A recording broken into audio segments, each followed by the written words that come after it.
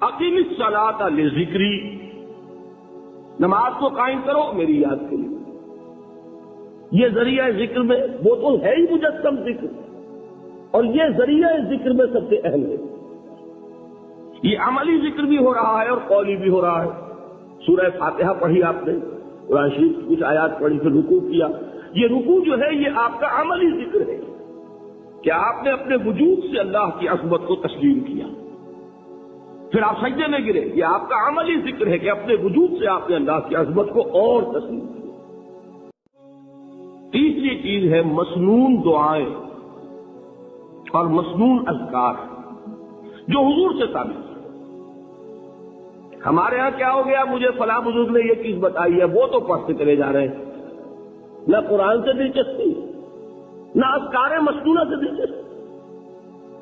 ادعیہ معصورہ آپ غور کریں گے کہ زندگی کے ہر عمل کے لیے حضور کی دعا موجود ہے. صبح اٹھے دعا ہے، آنکھ کھلتے بیت الخلاء میں داخل ہونے لگے دعا ہے، نکلے دعا ہے، وضو کرنے بیٹھے دعا ہے، فارغ ہوئے دعا ہے، مسجد کے لیے گھر سے نکلے دعا ہے، مسجد میں داخل ہوئے دعا ہے. مسجد میں تو ہے ہی ذکر، نماز ہے، تلاوت ہے. باہر نکلے دعا ہے، گھر میں داخل ہونے لگے دعا ہے، سواری پر سوار ہو رہے ہیں دعا ہے، اتر رہے ہیں دعا ہے، شیشہ دیکھ رہے ہیں دعا ہے، کپڑے پہن رہے ہیں دعا. زندگی کا کوئی عمل نہیں یہاں تک کہ جو تعلق زن و شو ہے، جس کو کہ خالص حیوانی بات سمجھا جائے گا، اس کے لیے بھی دعا ہے. غفلت میں وہ کام بھی نہیں کرتا.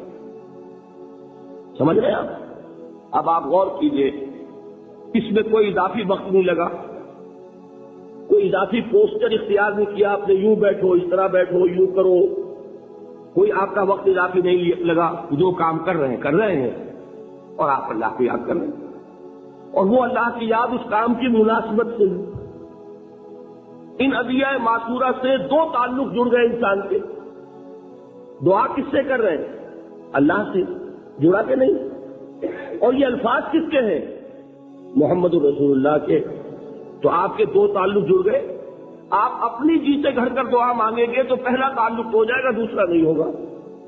بہتر سے بہتر دعا مانگ لیں آپ. لیکن حضور سے جو معصور اور مسنون الفاظ جب آپ زبان سے نکالتے ہیں تو آپ کا تعلق اللہ سے بھی ہوا بذریعہ دعا، اور وہ الفاظ کیونکہ حضور کے ہیں صلی اللہ علیہ وسلم تو حضور کے ساتھ ہوا. یہ تیسرا درجہ ہے.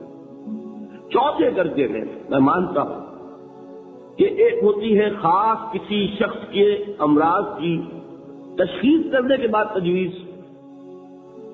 کوئی اگر طبیب ہے، ماہر طبیب روحانی، وہ آپ کو دیکھے گا تو اندازہ لگائے گا کہ آپ میں کیا کمی ہے، اس کے مطابق آپ کو ذکر بتائے گا. بھئی فلاں آیت کا مراقبہ کیا کرو.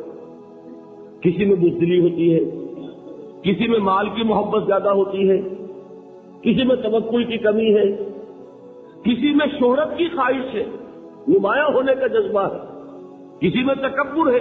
سب کا ایک سا برس تو نہیں ہوتا نا. تو یہ در حقیقت اندھے کی لاٹھی سے نہیں چلنے والی بات. یہ تو ماہر کی کا کام ہے کہ وہ تجویز کرے کہ تمہارے لیے خاص طور پر ذکر نہیں. در حقیقت ہمارے جو یہ سلسلے تھے سلوک کے، بڑے ماہر ہوتے تھے، یہ لوگ بڑے ماہر اطباء تھے. یہ جو علم نفسیات ہے اس کے ہمارے صوفیاء سے بڑھ کر کبھی کوئی عالم گزرا ہی نہیں دنیا میں. فرائڈ کیا ہے اور ایڈلر کیا ہے اور یونگ کیا ہے، بچے ہیں. ہمارے صوفیاء کرام نے جس طرح انسان کی نفسیات کو سمجھا اور وہ ان کی مناسبت سے تجویز کرتے ہیں.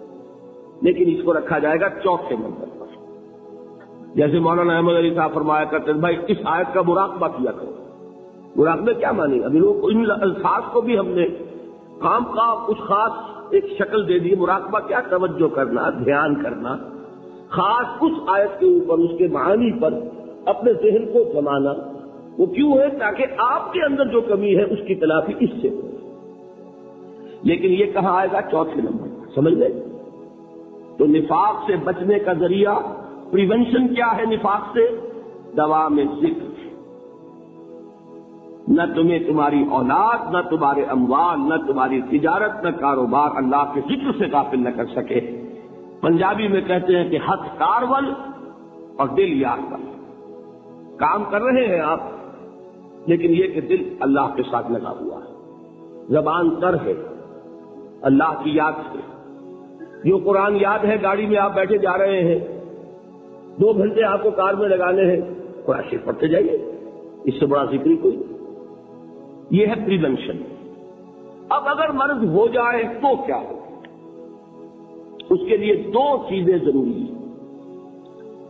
ایک دیکھیے عجیب ہے، یہ نفاق کا علاج انفاق سے، صرف ایک الف لگا نا، انفاق کے معنی اور ہے۔ یہ بنا ہے کہ اس سے نفقت الدراہم، پیسے ختم ہو گئے، مک گئے، یا نفق الفرس، گھوڑا مر گیا۔ تو مال کو کھپانا، لگانا اللہ کی راہ میں، اگر دل میں نفاق کی کوئی آلائش آئی ہے تو اس کا ازالہ ہوگا انفاق فی سبیل اللہ سے۔ مال اللہ کی راہ میں دیجیے، صدقہ کیجیے، خیرات کیجیے، دیجیے، اللہ کے دین میں لگائیے، جتنا لگائیں گے نفاق دھل جائے گا۔ اس لیے کہ اصل سبب نفاق کا ہے ہی حب دنیا، دنیا کی محبت، لہذا اس کا ازالہ ہوگا جو سب سے محبوب شے ہے مال۔ انہ لحب الخیر لشدید، مال محبوب ترین ہے کہ نہیں؟ لہذا اس کو اللہ کی راہ میں لگائیں گے تو وہ نفاق دھل جائے گا۔ اور ایک اور چیز ہے جو بہت اہم ہے، بہت ہی شعوری طور پر اس کا اہتمام کیجیے۔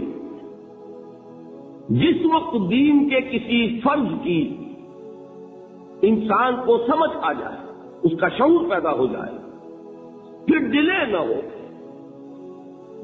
ذرا سا ڈیلے جو ہے اس پر عمل کرنے میں، یہ در حقیقت نفاق کو جڑ پکڑنے کا موقع دینا ہے۔